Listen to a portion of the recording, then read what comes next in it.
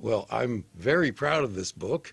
It culminates about 50 years as a agitator and organizer and also thinker and writer in the U.S. Socialist movement and in all the other movements that we've had for against racism, against war, against nukes.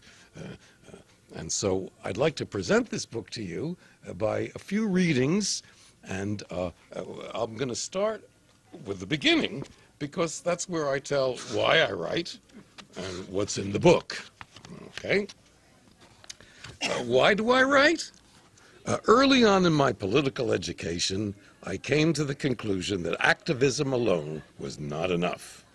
Capitalism could not be reformed, and only in a new society could my dream of peace, justice, and equality be realized.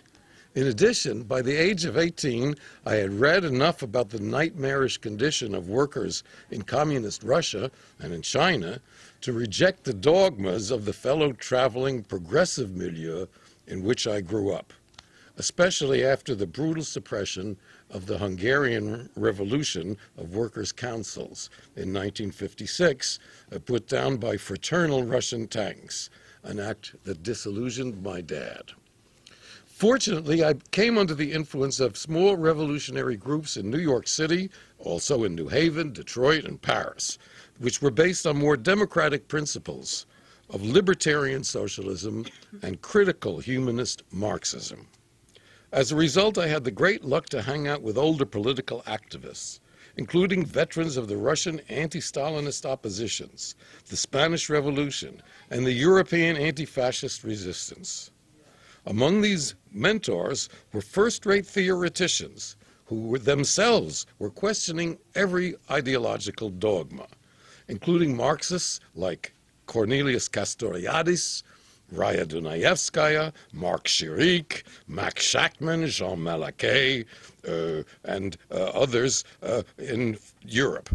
And of course, the son of Victor Serge, Vladimir Kibalchich. And we'll talk more about Victor Serge, who for me is an exemplar of someone who retained his revolutionary purity when the revolution in Russia went sour, and who was also a magnificent writer in the French language, and I've translated his books over the years, 6 of his novels now, from French into English. And the latest one, published by New York Review Books in 2008, last year, was mentioned on 2 lists of the best translations into English for the year. And the name of that book is Unforgiving Years by Victor Serge, S-E-R-G-E. We'll get back to him.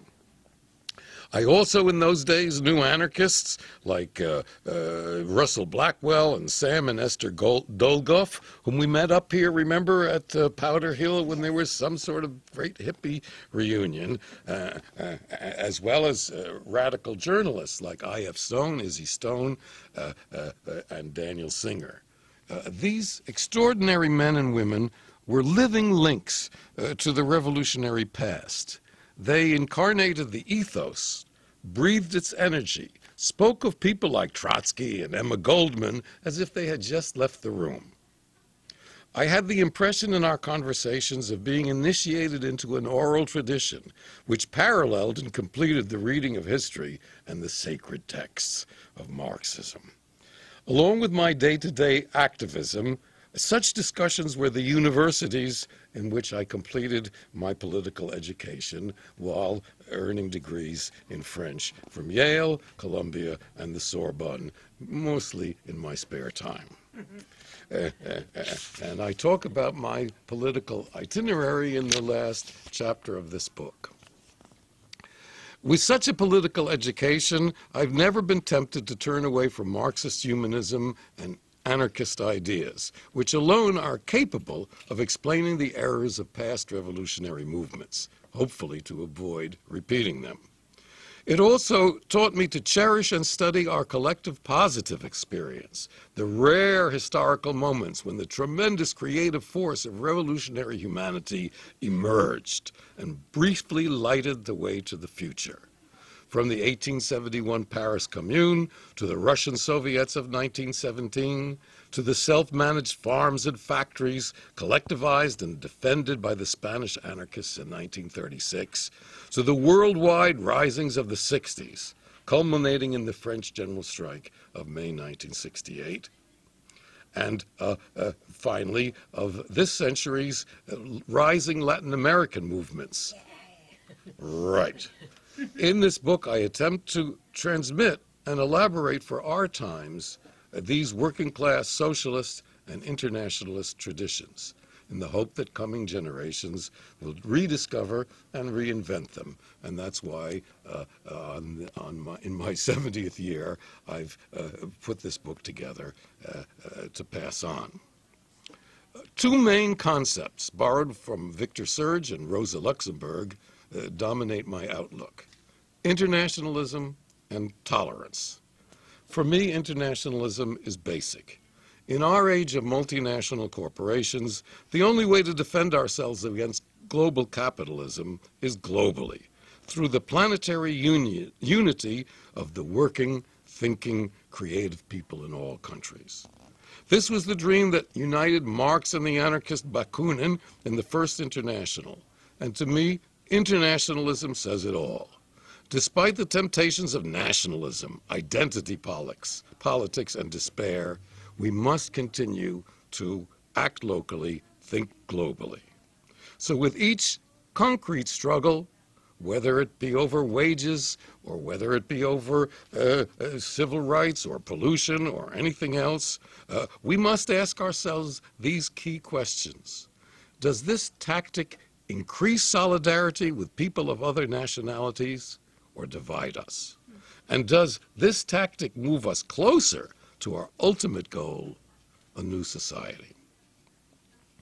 To me, tolerance, respect for the other, is the only means to reach the revolutionary end. If by revolution we mean a new human society in which, and I quote Marx, the freedom of the individual is the basis of the freedom of all. Without respect for the individual, without freedom of opinion, without the right to dissent and the availability of unbiased information, we the people will never be able to find our independent path. Instead, we billions will forever be misled by corrupt or fanatical leaders and manipulated by controlled mass media. Instead of the infallible single party, I propose critical thinking, horizontal organization, and the development of an invisible international woven of thousands of links where people can discuss and decide everything for themselves. And I'm going to put in here a plug for my website, which is www.invisible-international.org. That's easy to remember, the Invisible International. For this reason, I'm uncomfortable with political labels other than internationalist. My Marxist friends consider me an anarchist because I reject the state and the self-designated vanguard parties that aim to conquer it. On the other hand, sectarian anarchists throw up their hands whenever I quote Karl Marx, forgetting that anarchism has no political economy of its own, and that Bakunin himself translated Das Kapital into Russian and wrote to Marx, "I am your disciple and proud to be one."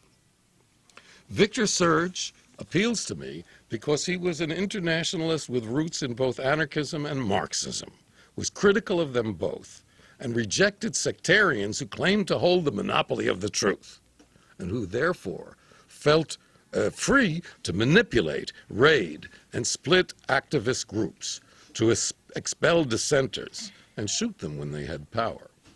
In any case, pluralistic and essentially nonviolent mass movements represent the only way for the party of humanity to emerge victorious in the coming planetary social struggles.